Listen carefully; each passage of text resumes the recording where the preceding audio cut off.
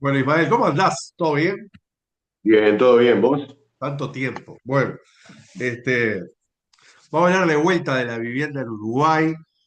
Eh, Lamentamos decepcionar a algunos y esperan que hablemos del caso, los pormenores del caso de Cecilia Cairo, la ministra de Vivienda recientemente denunciante, en el sentido de que renunció. Yo aclaro, lo había dicho, me parece que me estoy quedando corto, había dicho uno por año y no pasaron 2 meses y ya le bajaron una.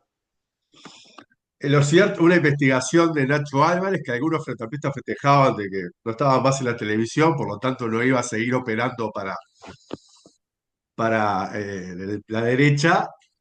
Creo que no. Se dieron cuenta que se descubrieron que ya la televisión no sería tan necesaria para los operadores políticos. No sé si lo hizo por la radio, la verdad que no lo vi, si lo hizo por un canal de youtuber. La cuestión es que iniciaron una investigación y descubrieron que Cecilia Cairo, en esta cosa que tienen los rentapistas, se olvidó de pagar el impuesto primaria de su casa, de- de su barrio, ¿no? Al Uruguay en sí parece que le está costando el cargo de ministra de Vivienda, no nos sale el Ministerio de Vivienda. Rápidamente uno recuerda lo que pasó con Irene Moreira en el gobierno pasado, que también le dio una vivienda a una conocida, en fin. No nos sale Que el se olvidó puesto, no que sé era si conocida. no nos sale, no está saliendo en esto de lo vaquiano, ¿no? Hay un poco de esto, bueno, no me llevé nada de plata para mi casa. Yo leí varias cosas, no quiero profundizar mucho porque no es el tema que queremos hablar, pero sí, lo más sensato que leí por ahí es, estás jugando las reglas del sistema, sos la ministra de Vivienda.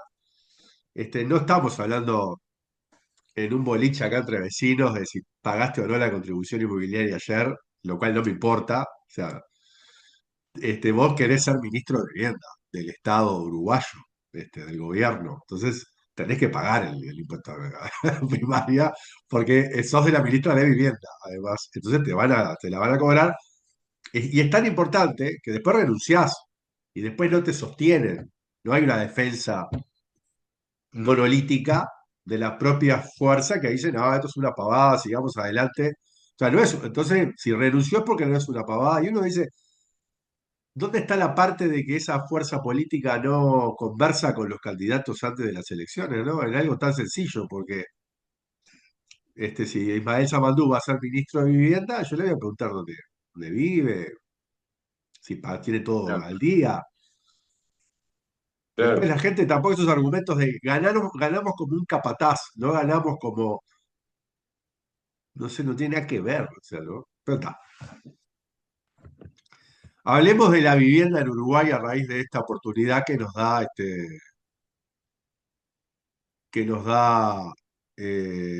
Cecilia Cairo y su renuncia.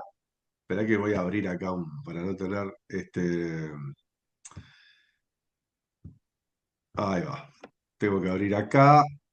Entonces, a veces, en varias veces tratamos de que los temas eh, no sean exactamente lo de la agenda, pero sí nos da la excusa, ¿no? Ujú. Y esta no va a ser la excepción. No sé por qué se me cerró acá lo tengo. Entonces, bueno, vamos a hablar de la vivienda, porque en definitiva lo que está en juego acá tiene que ver con, hace unos días, no sé si vos lo viste, Fugman eh, sacó ahí lo tengo, ahora sí.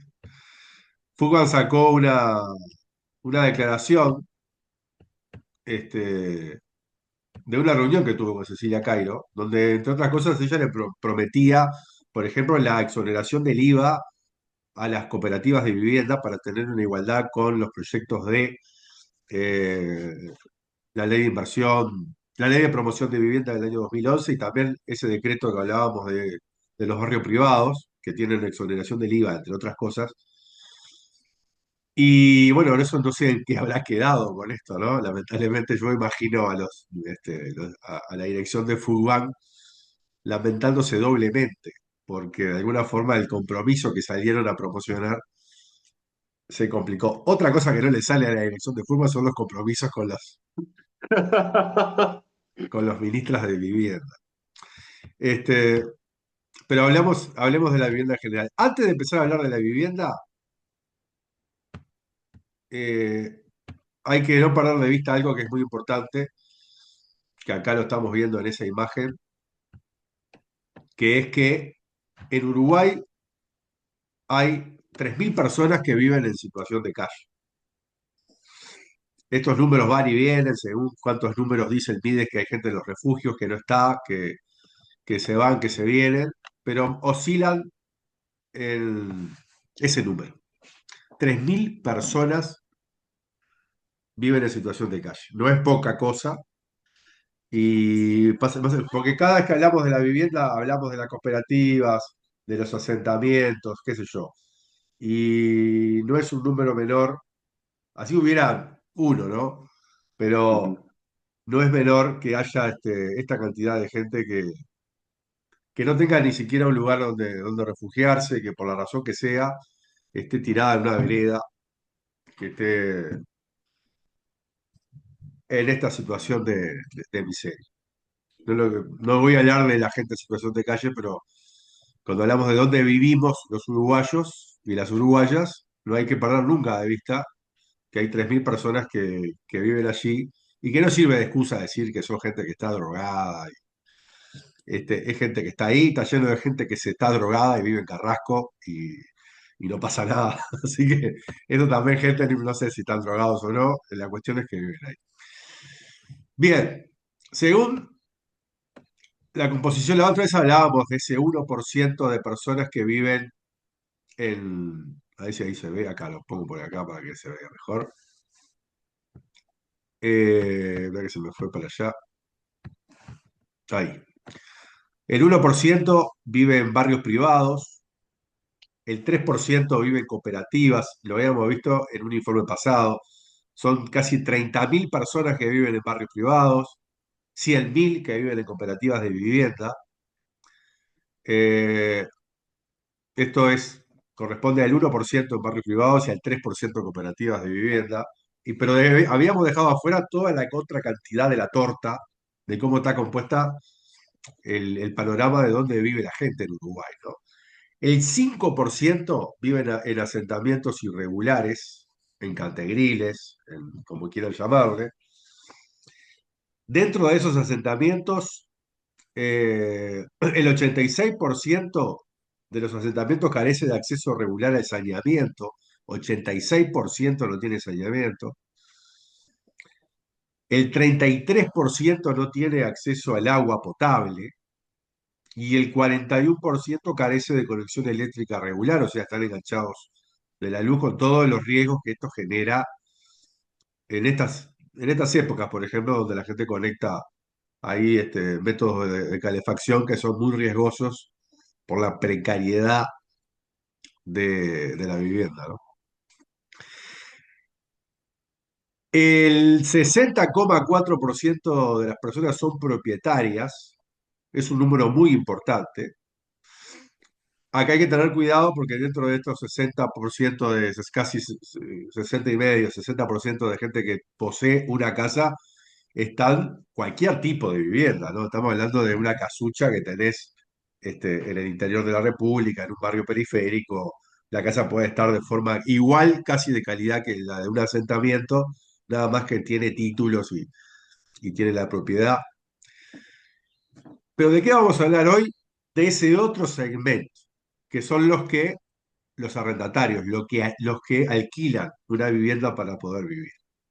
Algo que, mal o bien, todo el mundo pasó en algún momento de la gente que conocemos, que corresponde al 30,7% de, eh, de los hogares uruguayos. ¿De cuánta gente estamos hablando? Bien, porque está bueno pasarle estos porcentajes a gente. Hay 2.140.000 personas que están dentro de casas que son propietarios, gente que vive en casas que son de ellos. Hay 170.000 personas que viven en asentamientos, hay 30.000 en barrios privados, como ya habíamos visto, 100.000 en cooperativas y 1.000.000 de personas, 1.000.000 de personas que son arrendatarios. Es un número importante. ¿Cuál es el alquiler promedio en Uruguay? Bueno, el alquiler promedio en Uruguay es de $500. Y acá me quiero detener, voy a poner la imagen acá, en algunos datos que conseguimos. El alquiler promedio son 20 lucas, ¿no? 20.000 y monedas. 20.863. Ese es el alquiler promedio. Es verdad, en Canelones podés alquilar en promedio por 19.000 pesos, en Maldonado lo mismo, en Rivera por 13.000. eh, en Carrasco, el promedio del alquiler es 48.813 pesos. En Punta Carretas 25.000, en Malvin 25.000, en Positos 23.000, en Parque Rodó 22.000, en Cordón 20.000, la blanqueada, más o menos se establecen esos montos. El manga, ¿cuánto vale alquilar el manga en promedio? 12.000 pesos. En Casaballe 13.000. En Ciudad Vieja 17.000. Pero el promedio es de 20.000 pesos. ¿Qué nos da según los hogares, que son estos que están acá arriba, 420.000 hogares de gente que alquila? Nos da que por año la gente destina a vivir en sus casas 2.520 millones de dólares. Ese es el número anual, manteniendo el promedio de lo que vale un alquiler. 2.520 millones de dólares. Es una cifra importante, ¿verdad? Algo que estaba mirando en Infobae es quiénes son los dueños de esas casas que se alquilan, porque algunos capaz que tienen la imagen, bueno, está don Alberto que tiene otra casita y alquila una y vive de una, o tiene dos apartamentitos. Lo que está pasando es que a raíz de la ley que promovió el gobierno de José Mujica en 2011, que es la ley de exoneración, perdón, la ley de promoción de viviendas que se impulsó en el año 2011 mediante el gobierno de Mujica y que fue este, votada en el Parlamento por unanimidad. Eso es un buen dato para tenerlo presente, ¿no?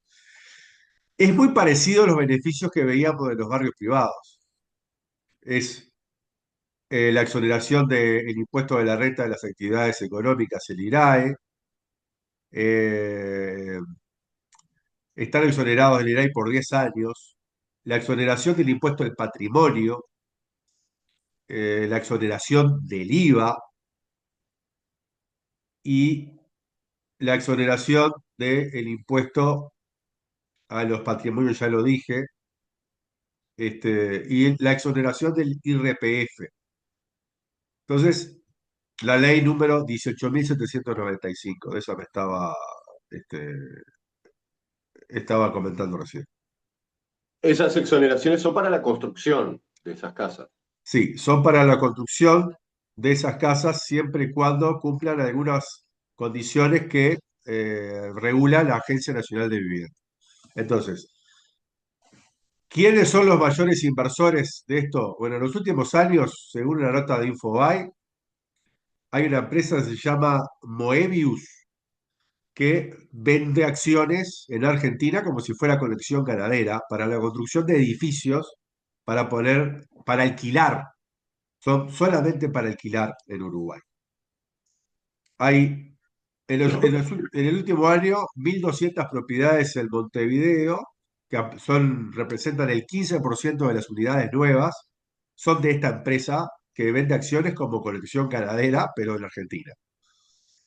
Estos están en los barrios céntricos y costeros y todas estas casas están destinadas al alquiler y entran dentro de estos beneficios fiscales que genera la Agencia Nacional de Vivienda a través de la ley 18.795. Entonces tenemos a los barrios privados que no pagan IVA, a estas viviendas que son para alquilarle privados que tampoco pagan IVA, IRAI y otros impuestos, y los únicos pelotudos que pagan el IVA son las cooperativas, ¿no? Y las cooperativas y el que hace, y vos que si vas a pintar tu casa, vas a pagar el IVA de la pintura, y Ujú. el tipo que está en un rancho y va a comprar una chapa, porque se le llueve, también va a pagar el IVA de la chapa. Los únicos que no pagan el IVA son los otros, o sea, todos los demás, todos los que son de clase trabajadora para abajo, no están exentos de nada y esta gente está exenta de todo. Pero me interesaba en esta torta de 2.520 millones de dólares anuales, porque quiero plantear un tema para el final, que acá con el tiempo nos fuimos acostumbrando a que hay temas de que más vale que son como infantiles o que no se pueden hablar o que cuando alguien se pregunta, che, ¿por qué si es redituable para una empresa privada tener una empresa de transporte? ¿Por qué el Estado, la sociedad, o la comuna o las intendencias no tienen empresas de transporte? Y medio que te dicen, ah, pero eso ya fue, no tiene sentido. Y a mí me sigue interesando por lo menos preguntármelo. No es que parece que está vedado hablar de esas cosas, no se puede, no, eso ya fracasó, es como una derrota cultural, ahora que está de moda la batalla cultural. Entonces uno dice, bueno, hay un déficit habitacional y las ideas que se te ocurren son sacarle los impuestos a los barrios privados y sacarle los impuestos a las empresas extranjeras que compran edificios para alquilarle a la gente con el cáncer que esto le genera a los bolsillos de los trabajadores. ¿Y qué pasa con esta torta de plata que los trabajadores ponen destinado al alquiler? Y hice una cuentita que es muy sencilla y que no hay que ser un matemático para hacer, un gran matemático para hacerla, que tiene que ver con que esa plata que gastamos por año en alquilar, los trabajadores, los 420.000 personas que este país que alquilan, equivalen a un precio que, como tomé como referencia, lo que vale una casa en una cooperativa de vivienda por ayuda mutua. Ese es el parámetro que me planteé para tener algún número, alguna referencia, ¿no? Alguna comparación, algún anclaje. Equivalen a 25.200 casas por año. Lo que la gente destina en alquilar, ¿se está entendiendo lo que digo? Sí, sí, sí. Lo que la gente destina todos los meses, saca de su trabajo en alquilar, equivale a construir 25.200 casas por año. El promedio que el INE tiene para los hogares en Uruguay son de 2,5 personas por hogar. Entonces, tomando ese índice del Instituto Nacional de Estadística, estamos hablando que sería el techo, la solución habitacional para 63.000 uruguayos por año y que en 16 años estaría satisfecha el 100% de la demanda. Los préstamos privados y públicos en este país para vivienda oscilan los 25 años. O sea, en fútbol hay que pagar 25 años para pagar el préstamo que nos da el Estado. Si hubiera otra línea ideológica, por supuesto, pagando 16 años, el 100% de la demanda de gente que no tiene casa la tendría. Ni que hablar, que les gusta hablar del impacto que generan los megaproyectos en la economía con el tema del trabajo.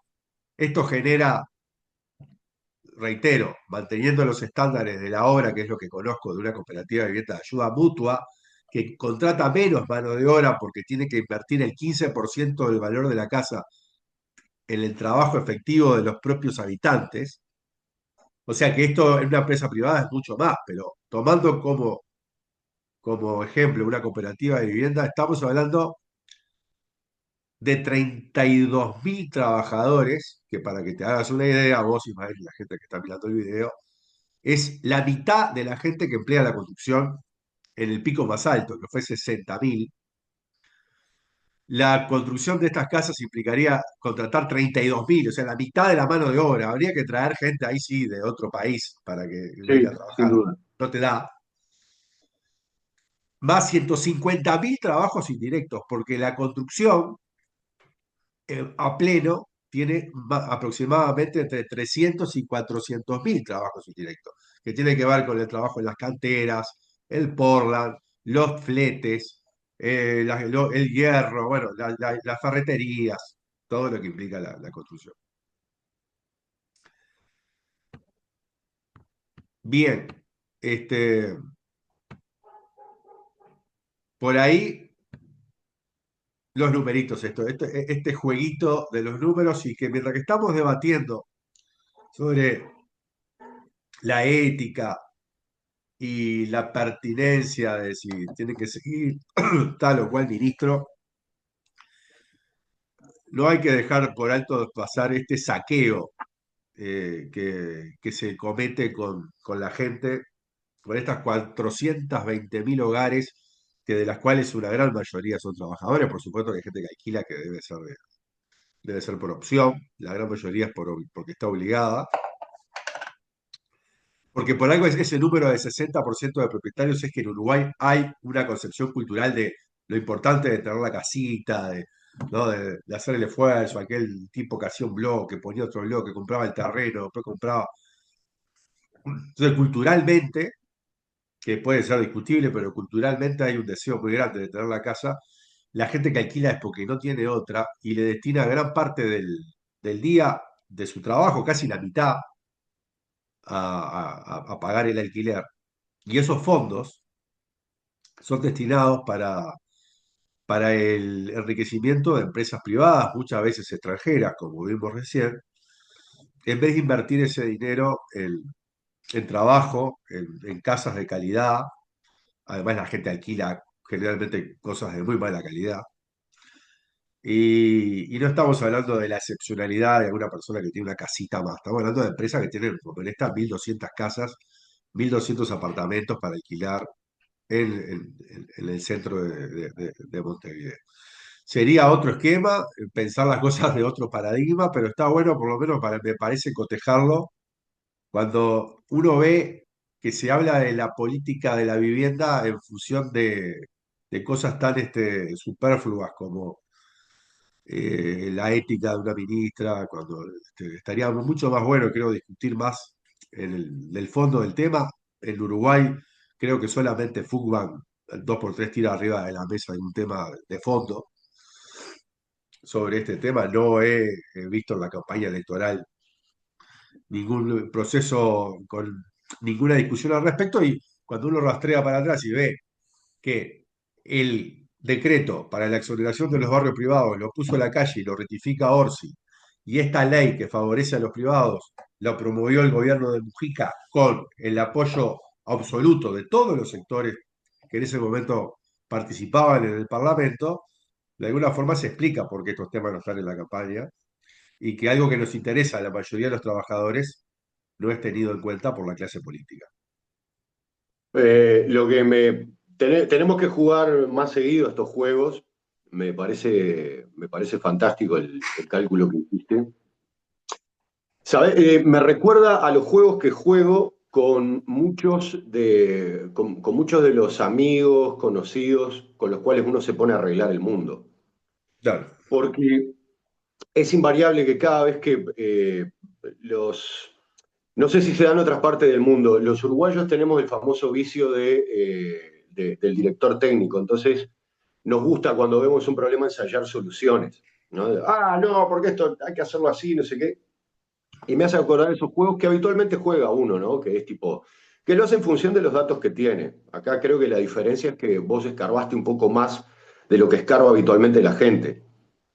Eh, y me parece que está bueno ese juego como para entender esto que vos decís, ¿no? Que es bueno, eh, ¿Qué soluciones nos venden en relación a cuáles son las soluciones que verdaderamente se pueden implementar sin mucho esfuerzo, además? ¿No? Porque todo esto vos lo hiciste con el dinero disponible, por decirlo así, en el mercado. Sí, sí, lo que ya la Ahora, gente pone. exacto. Ahora, lo que me parece más interesante de esto es otra cosa que estaría bueno que juguemos un poco más de estos juegos para luego poder llegar a eso que es. A nosotros nos venden, de fondo de todo esto, lo que nos venden es que el sistema tiene una serie de reglas inamovibles, ¿no? Esto que llamamos capitalismo. La ley de la oferta, la ley de la demanda, que parece que se regula sola, ¿no? Entonces, todo es bueno, cuando hay más oferta tal cosa, cuando hay más demanda el precio varía. Y acá en verdad lo que vemos es que lo que hay es eh, hay un moldeado del mercado. O sea, lo que hace el gobierno, en este caso, lo que hizo, por ejemplo, el gobierno de Mujica fue moldear el mercado de una forma concreta, que es a partir de una serie de exoneraciones y de no otorgar otras exoneraciones, moldea un mercado. Lo lleva para un lado o lo lleva para el otro. Entonces, las famosas leyes del mercado me parece que no parecen que tiene gente atrás. ¿No? No hay tanta ley inamovible, sino que más bien parecen ser voluntades. Y lo que me parece que está bueno es que entonces lo que vemos es que nos están llevando de la nariz para un lado, deliberadamente. O sea, es como una especie de planificación, ¿no? Gigantesca, porque acá está el lobby de la construcción, ¿No? el peso que puedan poner los trabajadores para negociar los salarios en función del trabajo disponible. Es un disparate, por ejemplo, esto que mencionabas, ¿no? 32.000 puestos de trabajo para el Zunca eso sería maravilloso. Sin embargo, no mueve un pelo.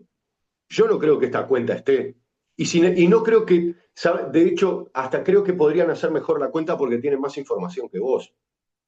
Obvio. Entonces, lo terrible es que vos con los pocos elementos que tuviste en este juego lograste entender eso y sobre todo me parece a mí como pensar en que no es tan complicado, ¿no? O sea, no es tipo, porque de repente nos empiezan a hablar de cosas raras, nos dibujan Sí, cosas sí, raras y en son verdad, todos números, una regla de tres clásica, hice la cuenta por cada exacto. casa, $100.000 me gasté por casa. Tampoco es que si te agarra esto un techo para mi país que gastan $7.000, le da casas para toda América Latina. Claro, Yo fui conservador en los claro, números, fui $100.000. Y claro, ya ahí pagan IVA. porque quisiste hacer casitas que duren más de 60 años, a lo mejor, Claro, vos hice también. esto, la casa que tengo acá atrás. Pues, Exacto, vos también estás para los lujos, con la ¿eh? propia. Y dice, claro, la Ahí cuenta va. es gruesa y hay alguien que te estaría bueno, que te diga, no, porque hay errores. Ahí, bueno, dale, ¿cuáles son los errores? Ayúdame, vamos a acomodarlo, Pero vamos a hacer un vos proyecto. claro, date Para los que cuenta, dicen que no tenemos soluciones, nosotros tenemos soluciones. Bueno, claro, date cuenta la fuerza que tendría, por ejemplo, Fuqua con todo esto, ¿no? Porque estás hablando de 62.000 familias, o 62.000 no, personas. serían, hoy en Fútbol son casi 100.000 personas que tenés que dividirlas más o menos por 2,5 para ver Ahí las va. No, no, pero familias. la solución esta que planteaste en el juego, Es 1.000.000 de personas más. ¿qué te parece? En vez de Eso cien la puedes. mil, multiplicamos 1.100.000.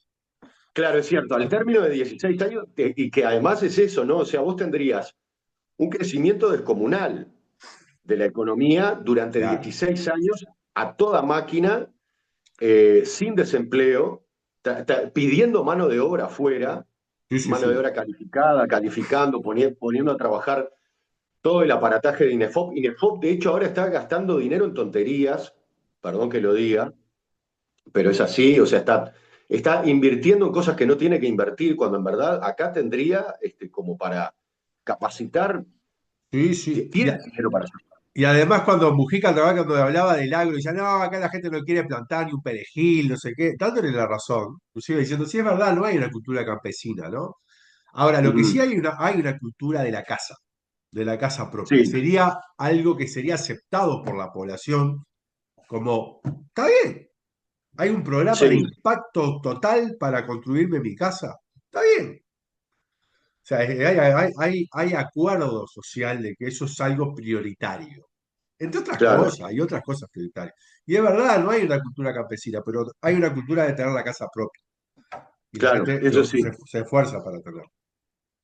Vos sabés que decís que no hay una cultura, vos sabés que a mí me encantan estas cosas, es como que me toreás, me decís que no hay una cultura campesina y casi que me veo tentado a decir, a intentar explicar por qué es que no hay una cultura Ah, bueno, campesina, a pero, investigar por qué. y capaz que alguno Pero está eso lo mirando y se dejaremos para otro recalienta y cuento. dice, vos no serás campesino, yo laburo la tierra. Claro, No, yo lo que la pasa es tengo. que en lo que estoy pensando es en todos los contratiempos que tiene que... eh, mira, ayer miraba, perdón, porque me voy a desviar un poco del tema, Dale, ayer dale, miraba tenemos 8 las... minutos más.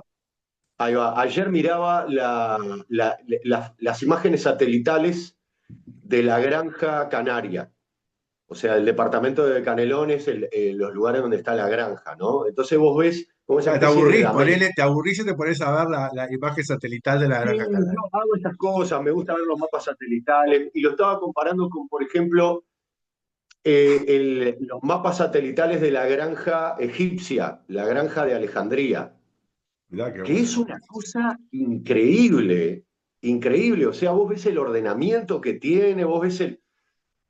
Y, de repente, Egipto está entre, además de la crisis económica, está en una especie de inminente crisis alimentaria. Entonces vos decís, es impresionante cómo producen toda esa... O sea, vos ves toda esa enorme extensión de tierras para producción de alimento, ¿no?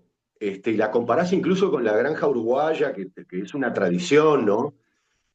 Y vos decís, y de repente, ¿cómo es que, por ejemplo, allá falta alimento, acá la comida es tan cara? ¿Cómo de repente no hay una cultura, o más bien se está perdiendo la cultura de la granja? Y decís, ¿por qué es que termina pasando todo eso? No sé, me parece que yo también me voy a poner a jugar los juegos estos que jugás vos. Vamos a ponerle un Y nombre después, sería como medio así utópico. Ahora, cada vez que le llaman a esto utópico, uno se pregunta si no es utópico pretender que una empresa argentina le solucione la casa a alguien o que los trabajadores puedan seguir sosteniendo los alquileres por muchos años más, o que no sigan creciendo los asentamientos. 170.000, que es el lugar, así como la cárcel está destinada para determinadas personas, porque, tenemos 12.000 viviendo en la cárcel, ¿no? claro, Tenemos los 3.000 en la calle, los 12.000 en la cárcel, los 170.000 en los asentamientos. Cada vez queda más gente afuera, cada vez más exacto. gente no puede estar en ningún lado. Entonces, ¿eso no es utópico? ¿O es o sea, el discurso no es utópico de decir queremos que los uruguayos tengan, no está pasando. No, Entonces, decir algo que sí es difícil, es una locura, es ir a contracorriente, bueno, está por ahí, tiene que decirlo, capaz que de ahí surge algún híbrido, vamos pero arriba, algo. claro, además lo que me parece interesante es que, por ejemplo, este escenario que vos planteás de 100% de propietarios a 16 años sin pedir un solo préstamo, sin pedir un solo préstamo al BID, sin pedir un solo préstamo, es readministrando recursos. Eh, no solamente no es descabellado, sino, por ejemplo, creo, si no me equivoco, en Rusia no hay casi, no, creo que el 99% de la población es propietaria.